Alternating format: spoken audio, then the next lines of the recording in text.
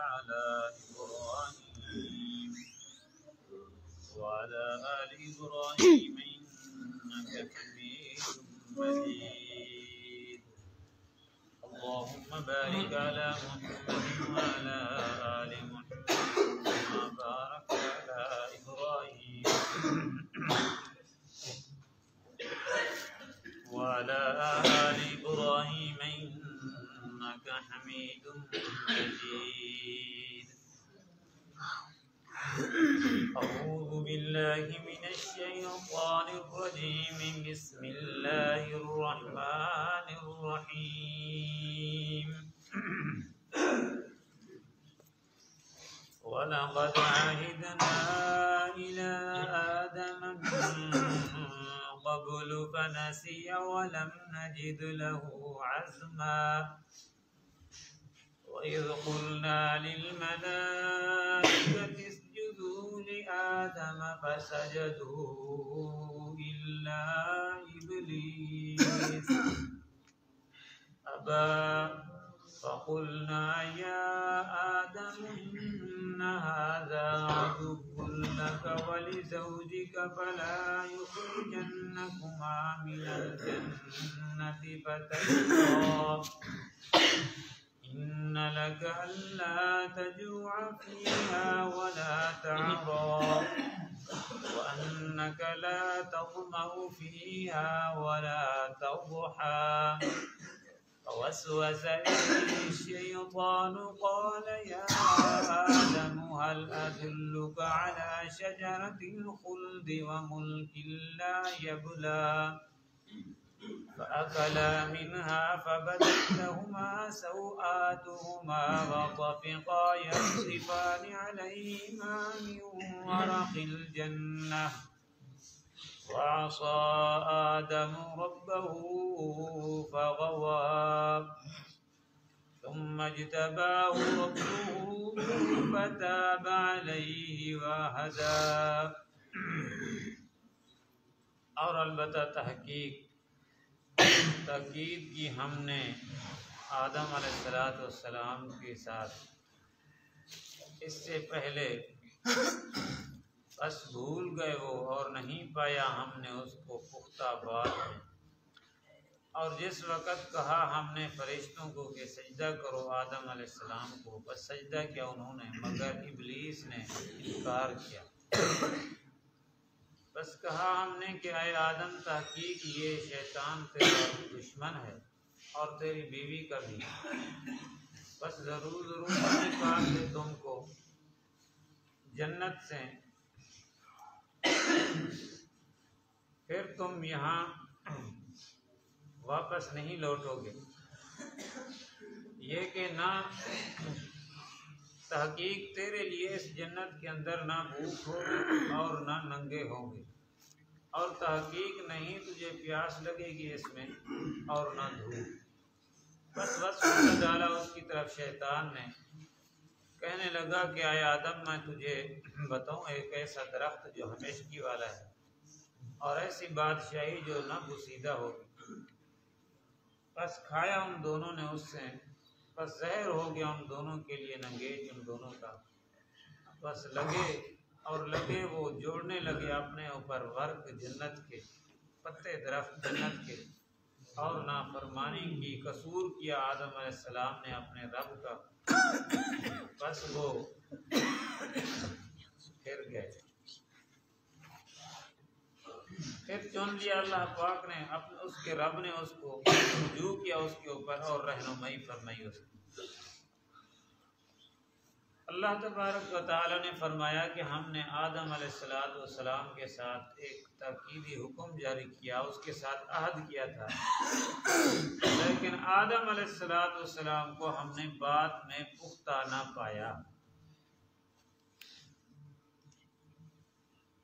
وہ کیا بات تھی جس کے اندر آدم علیہ السلام کو پختہ نہ پایا آدم علیہ السلام بھول گئے وہ یہ بات تھی کہ جب حضرت آدم علیہ السلام کو اللہ رب العالمین نے پیدا فرمایا پیدا فرمانے کے بعد ان کو اللہ پاک نے جنت میں ٹھکانہ عطا فرمایا شیطان جو ہے وہ جن کا کان من الجن ففسق عن امر ربہ، فرمایا کہ وہ جنوں میں سے تھا۔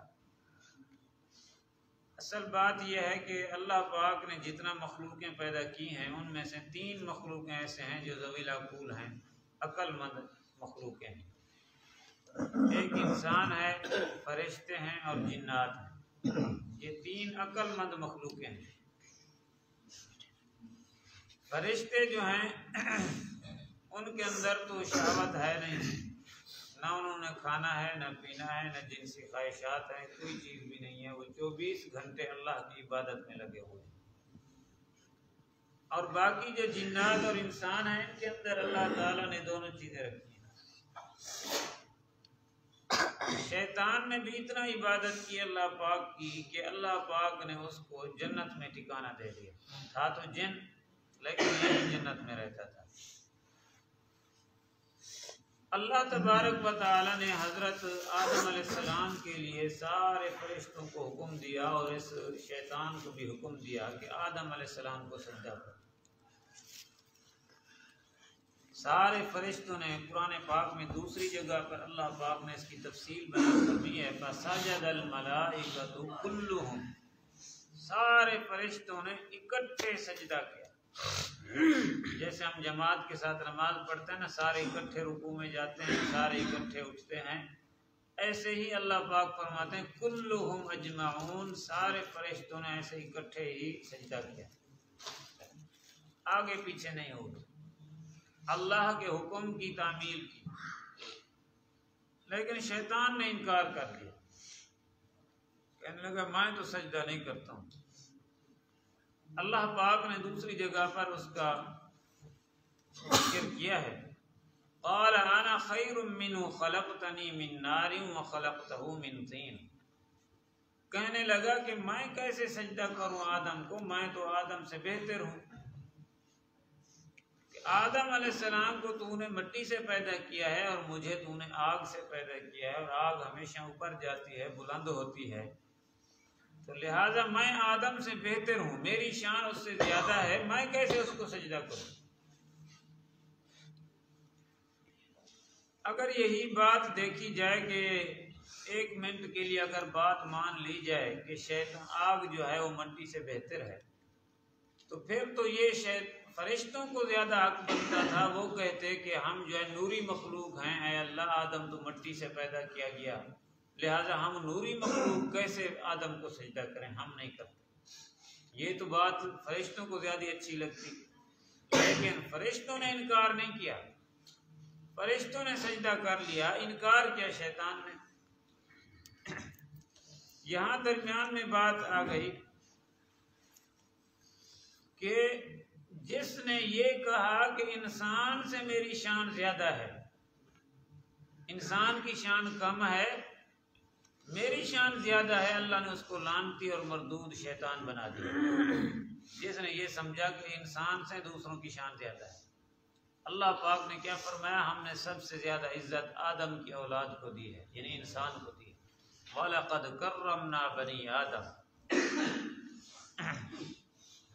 شیطان نے کہا کہ میں بہتر ہوں، اس سے میں سجدہ نہیں کرتا ہوں، فرشتوں نے سجدہ کر لیا۔ شیطان جو ہے نا، اس کے اندر علم تو تھا لیکن اللہ کے حکم کی تابعداری یا محبت وہ چیز نہیں تھی، عشق نہیں تھا، علم تھا، علم بہت تھا شیطان کے پاس، اس لیے کہنے لگا میں تو بہتر ہوں۔ خلیفہ ہارون رشید کے دور کے اندر محمود غزنوی بادشاہ گزرے، بہت بڑے بادشاہ تھے۔ پہلے دور کے اندر بادشاہ بھی عالم ہوتے تھے، نیک لوگ ہوتے تھے۔ اس کا ایک غلام تھا، اس کا نام ایاز تھا، نوجوان لڑکا تھا، بڑا سمجھدار آدمی تھا، ایاز اس کا نام تھا۔ محمود غزنوی ہر وقت اس کو اپنے ساتھ رکھتے تھے، اپنے تخت پر بیٹھتے تو اس بچے کو ساتھ بٹھاتے تھے۔ وزیروں مشیروں نے اعتراض کیا، کہنے لگے بادشاہ صاحب وزیر ہم ہیں، مشیر ہم ہیں، لیکن آپ ہر وقت اپنی کرسی کے اوپر اپنے ساتھ جو ہے ایاز کو بٹھاتے ہیں، جو نوکر ہے، جو غلام ہے، نوکر کو اپنے ساتھ بٹھاتے ہو، وزیروں مشیروں کو اپنے ساتھ نہیں بٹھاتے، کیا بات ہے؟ ہماری عزت کم ہے کیا؟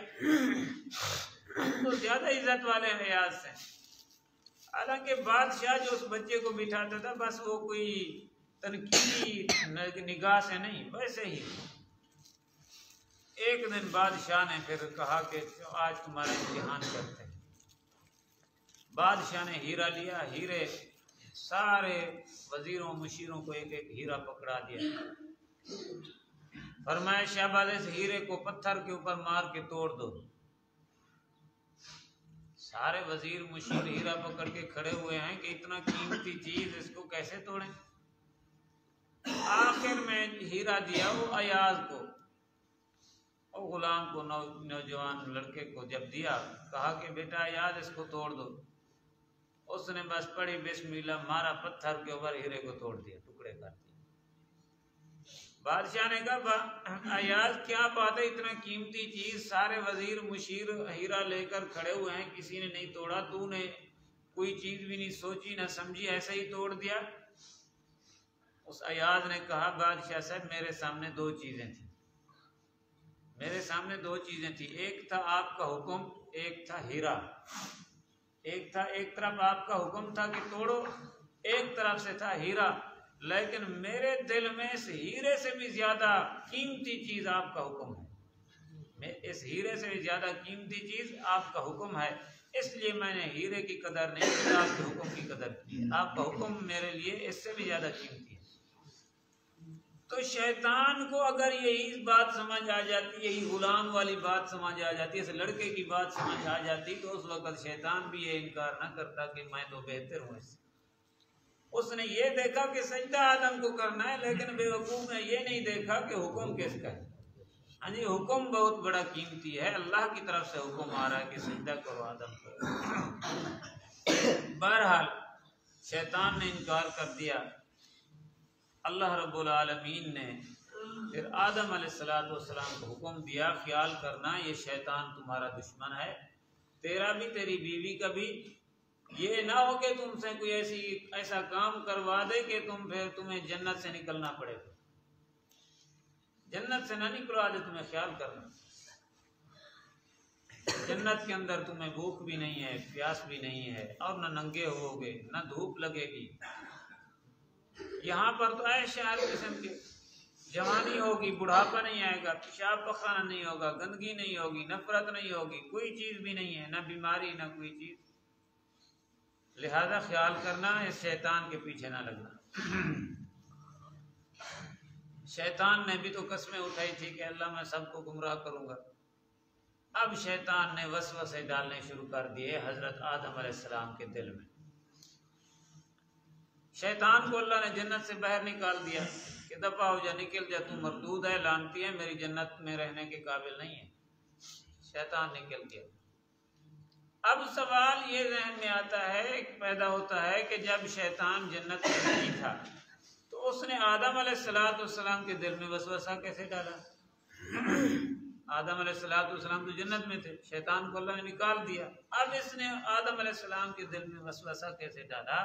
اب جواب اس کا یہ ہے کہ وسوسہ ڈالنے کے لیے یہ بات ضروری نہیں ہے کہ قریب آ کر ڈالا جائے، وسوسہ دور سے بھی ڈال سکتا ہے، وسوسہ باہر سے بھی ہو سکتا ہے۔ مثال کے طور پر دو آدمی ادھر بیٹھے ہوئے ہیں یا ایک آدمی بیٹھا ہوا ہے، ہم دو آدمی آپس میں ایسے بات بھی کرتے ہیں اس کی طرف دیکھ کر، تو خود بخود اس کے دل میں وسوسہ آئے گا کہ یار میرے بارے میں بات ہو رہی ہے۔ ہاں جی، وسوسہ ڈالنے کے لیے یہ ضروری نہیں ہے کہ قریب ہو تو وسوسہ دل میں آتا ہے، نہیں تو نہیں آتا، وسوسہ دور سے بھی آ جاتا ہے۔ دل میں خیال ڈالا شیطان نے، کہنے لگا کہ اے آدم تجھے پتہ ہے اللہ پاک نے تجھے اس درخت سے کیوں روکا ہے؟ یہاں پر ایک بات اور بھی ذہن میں علماء نے لکھی ہے کہ وہ درخت کون سا تھا؟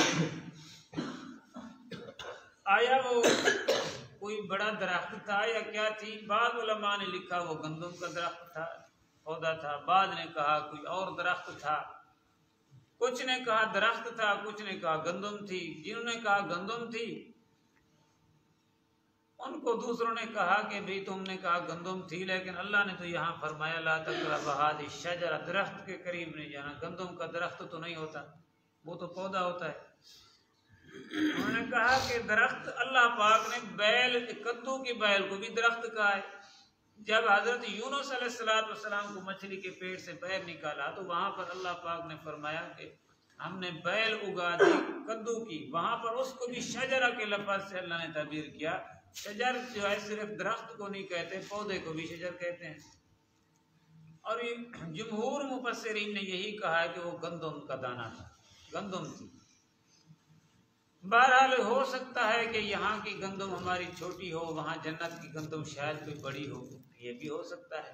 اللہ کی تقدیر قدرت سے کوئی مشکل تو نہیں ہے۔ میں کل ادھر گیا کھیتی میں تو میں سوچ رہا تھا کہ اللہ نے قرآن میں فرمایا ہے مثل الذین ينفقون اموالهم فی سبیل اللہ کمثل حبۃ انبتت سبع سنابل فی کل سنبلۃ مئۃ حبۃ۔ اللہ پاک نے فرمایا کہ جو آدمی ایک اللہ کے راستے میں خرچ کرتا ہے اللہ اس کو 100 عطا کرتے ہیں۔ قرآن پاک میں کہ ایک دانہ خرچ کرتے ہیں اللہ اس ایک دانے سے 7 خوشے پیدا کرتے ہیں، ہر خوشے کے اندر 100 دانہ پیدا کرتے ہیں۔ یہ کیسے ہوتا ہے؟ پھر میں نے دیکھا وہاں پر ایک دانے سے جو ہے نا 7 8 جو ہے نا خوشے نکلے ہوئے ہیں گندم، ایک دانے سے۔ تو اللہ پاک جب ایک دانے سے 8 خوشے پیدا کر سکتے ہیں تو وہ رب جنت کے اندر گندم کا بڑا درخت نہیں بنا سکتے؟ بنا سکتے ہیں۔ بہرحال اللہ پاک نے حکم دیا کہ درخت کے قریب نہیں جانا، جو بھی تھا۔ آدم علیہ السلام کے پاس شیطان آیا، کہنے لگا کہ میں بتلاؤں تمہیں اللہ نے کیوں روکا ہے۔ اللہ پاک نے اس لیے روکا ہے کہ تمہیں اللہ پاک جنت سے باہر نکالنا چاہتے ہیں۔ اللہ پاک تمہیں جنت سے باہر نکالنا چاہتے ہیں۔ وہ تو شروع میں اللہ پاک نے حضرت آدم علیہ السلام کو جب پیدا کیا تھا نا، اس وقت فرشتوں کو بھی کہا تھا انی جاعل فی الارض خلیفہ، او فرشتوں کیا مشورہ ہے، میں ایک انسان پیدا کر رہا ہوں جس کو زمین پر میں خلیفہ بناؤں گا۔ اللہ نے تو پہلے بتا دیا تھا کہ میں اس کو زمین پر خلیفہ بناؤں گا، لیکن آدم علیہ السلام کو یہ بات شاید ذہن میں نہیں تھی۔ شیطان نے آ کر کہا اللہ پاک تمہیں جو ہے نا جنت سے نکالنا چاہتے ہیں، اس لیے کہتے ہیں درخت نہ کھاؤ، اگر تم نے درخت کھا لیا، اس کا پھل کھا لیا تو پھر ہمیشہ جنت میں رہو گے۔ اللہ پاک نے اسی لیے تمہیں روکا ہے کہ اس کو نہیں کھائیں گے، ہم ان کو جنت سے نکالیں گے۔ اللہ تمہیں نکالنا چاہتا ہے۔ تو آدم علیہ السلام نے بات نہ مانی، 1 دن 2 دن 3 دن لگا رہا شیطان بھی۔ اس نے کہا یہاں سے کام نہیں چلتا، کوئی اور ہیلا کروں۔ ہاں جی، اما ہوا کے پاس چلا گیا، اور بیوی کے پاس جو ہے نا، بیوی کی بات لوگ جلدی مان لیتے ہیں نا۔ پھر بیوی کے پاس چلا گیا، اما ہوا کو کہا کہ تجھے پتہ ہے آدم تو میری بات نہیں مانتا، یہ اللہ پاک تمہیں جنت سے نکالنا چاہتے ہیں، اور دنیا میں چلے جاؤ گے وہاں تو جو ہے نا پھر پریشانی ہے، اللہ تمہیں دنیا میں بھیجنا چاہتے ہیں، جنت سے نکالنا چاہتے ہیں، اس لیے درخت سے روکا ہے، اگر تم نے کھا لیا۔ قرآن کہتا ہے وَقَاسَمَهُمَا، قسمیں اٹھائی شیطان نے دونوں کے سامنے، انی لَكُمَا لَمِنَ النَّاصِحِينَ، کہنے لگا میں تمہارا خیر خواہ ہوں، میں سچی بات تمہیں کہہ رہا ہوں، قسمیں اٹھا کے باتیں کرتا تھا۔ یہ کھا لو درخت۔ تو حضرت آدم علیہ السلام کو نے کہا مجھے تو اللہ نے روکا ہے۔ ہوا نے بھی آدم علیہ السلام کو کہا کہ چلو کھا لیں، کوئی بات نہیں، ہمیشہ تو رہیں گے جنت میں۔ تو آدم علیہ السلام نے کہا مجھے تو اللہ نے روکا ہے۔ شیطان نے پھر وسوسہ ڈالا، شیطان نے کہا اللہ نے تو تمہیں اس درخت سے روکا ہے، تم اس سے کھا لو، اس دوسرے سے کھا لو نا، اللہ نے تو تمہیں اس سے روکا ہے نا، تم اس دوسرے سے کھا لو۔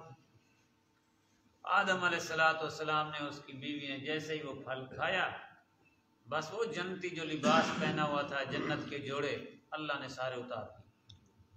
اللہ کا قرآن کہتا ہے فَبَدَتْ لَهُمَا سَوْآتُهُمَا، دونوں ننگے ہو گئے، برہنہ ہو گئے، اللہ نے لباس اتار دیے، اب دونوں بالکل ننگے، جلدی درختوں، جنت کے درختوں کے پتے توڑ کے اپنے ننگیج ڈھانپنے لگے۔ اللہ پاک نے تو پہلے فرما دیا تھا، اللہ پاک نے اسی کو فرمایا کہ جب آدم علیہ السلام بھول گئے، یہ بھول اور ہوتی ہے نافرمانی جان بوجھ کر کرنا اور یہ آدم علیہ السلام کی بھول تھی، جیسا کہ نبی پاک صلی اللہ علیہ وسلم نے فرمایا اول الناس ناس، پہلا انسان آدم تھا وہ بھی بھول گیا، اب انسان جو بھی آتا ہے وہ بھولتا ہے۔ بھولنے سے پاک، غلطیوں سے پاک صرف فرشتے ہیں، اللہ کی مخلوق میں سے بھولنے سے پاک یا فرشتے ہیں۔ بھول ہر انسان کو ہو جاتی ہے، جان بوجھ کر نہیں ہوتی۔ اللہ کے نبی جو ہوتے ہیں وہ غلطیوں سے تو پاک ہیں، گناہوں سے پاک ہیں، لیکن بھول نبیوں سے بھی ہو جاتی ہے۔ تو بہرحال آدم علیہ السلام اور اماں حوا نے جب وہ لباس اتر گئے تو یوں نہیں کہا اللہ ہم سے شیطان نے بھلوا دیا، ہم کو جو ہے شیطان نے غلطی میں ڈال دیا، یہ ہیلے بہانے نہیں کیے، فوراً کہنے لگے ربنا ظلمنا انفسنا، فوراً کہا اے اللہ ہم سے غلطی ہوگی، ہم نے اپنے آپ پر زیادتی کر لی، مولا ہمیں تو معاف کر دے، ہم سے جرم ہو گیا ہے۔ اپنی غلطی کو تسلیم کر لیا، جیسے ہی اپنی غلطی کو تسلیم کیا اللہ پاک نے ان کی توبہ کو قبول کر لیا اور ان کی رہنمائی فرمائی، اللہ پاک نے ان کو معاف کر دیا۔ پھر اللہ پاک نے اسی کو یہاں پر ذکر کیا وَلَقَدْ عَهِدْنَا إِلَىٰ آدَمَ، اور البتہ تحقیق عہد کیا ہم نے، تاکید کی ہم نے آدم علیہ السلام کو، إِلَىٰ آدم من قبل، اس سے پہلے، فَنَسِيَ وَلَمْ نَجِدْ لَهُ عَزْمًا، اور نہیں پایا ہم نے اس کے لیے کوئی پختگی بات کے اندر۔ تو آدم علیہ السلام کو ہم نے کہا تھا درخت قریب نہ جانا، لیکن وہ چلا گیا۔ پھر بزرگوں اصل بات یہ ہے، اللہ پاک اگر ایسے ہی آدم علیہ السلام کو باہر نکال دیتے، جنت سے دنیا میں بھیجتے، تو آدم علیہ السلام پریشان ہوتے کہ یار اللہ نے مجھے جنت سے کیوں نکالا۔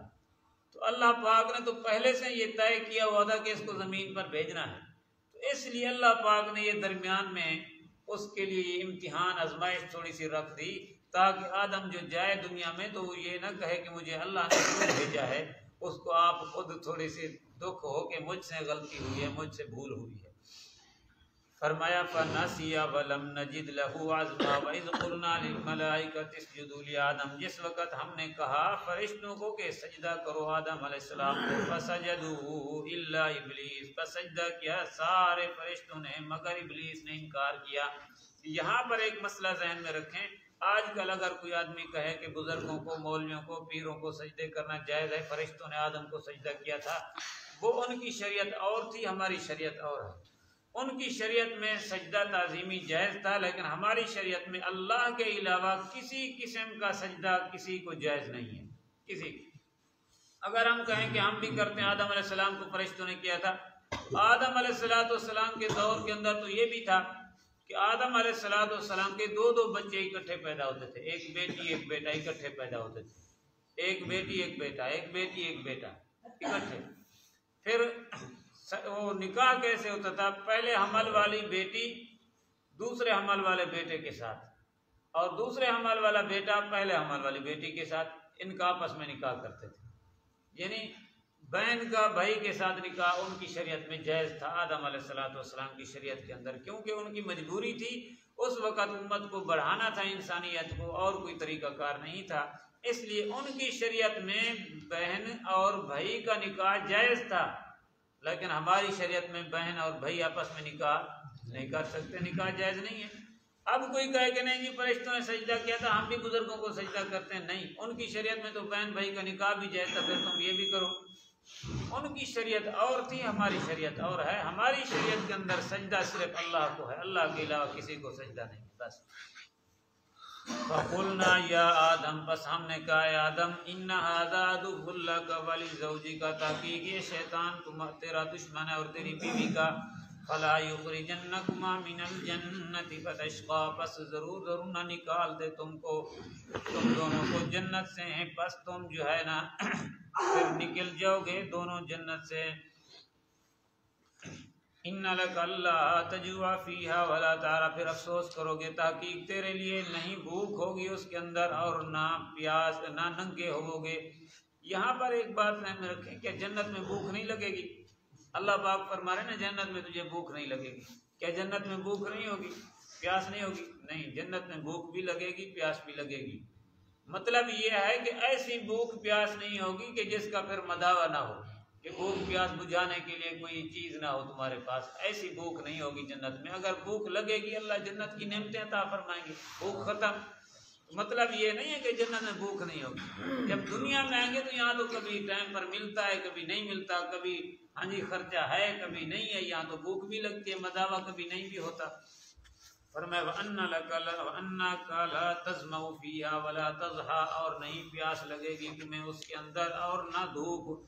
فَوَسْوَسَ إِلَيْهِ الشَّيْطَانُ، پس وسوسہ ڈالا اس کی طرف شیطان نے، کہنے لگا اے آدم هل أدلك على شجرة الخلد وملك لا يبلى، کیا میں تجھے بتاؤں ایسا درخت جو ہمیشگی والا ہے اور ایسی بادشاہی دو کبھی بوسیدہ نہ ہو۔ فَأَكَلَا مِنْهَا، پس دونوں نے کھا لیا اس سے، فَبَدَتْ لَهُمَا، پس ظاہر ہو گیا ان دونوں کے لیے سوآتُهُمَا، ان دونوں کا ننگیج، وَطَفِقَا يَخْصِفَانِ عَلَيْهِمَا مِنْ وَرَقِ الْجَنَّةِ، اور لگے دونوں جوڑنے لگے اپنے اوپر پتے جنت کے۔ وَعَصَىٰ آدَمُ رَبَّهُ فَغَوَىٰ، اور قصور کیا آدم علیہ السلام نے اپنے رب کا اور غلطی میں پڑ گئے۔ ثُمَّ اجْتَبَاهُ رَبُّهُ، پھر چن لیا اس کو اس کے رب نے۔ فَتَابَ عَلَيْهِ وَهَدَىٰ، پس رجوع کیا اللہ پاک نے اس کے اوپر اور وَهَدَىٰ، اور اس کی اللہ نے رہنمائی بھی فرمائی، یعنی انہوں نے توبہ کی تو اللہ نے ان کی توبہ کو قبول کر لیا۔